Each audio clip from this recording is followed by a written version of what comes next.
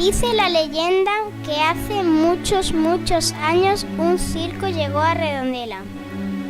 Viajó con muchos artistas que formaban una gran familia, haciendo felices a todos los que acudían a verlos. Pero una caja mágica fue olvidada. Dicen que si alguien la encuentra y la abre, descubrirá un mundo de fantasía, música y color.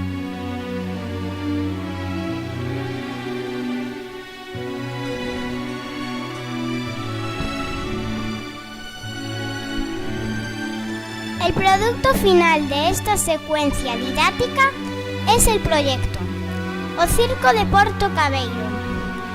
La propuesta tiene un enfoque global e interdisciplinar, competencial, inclusivo y de convivencia, y está basada en las estrategias metodológicas del aprendizaje-servicio, cooperativo y de la neurociencia.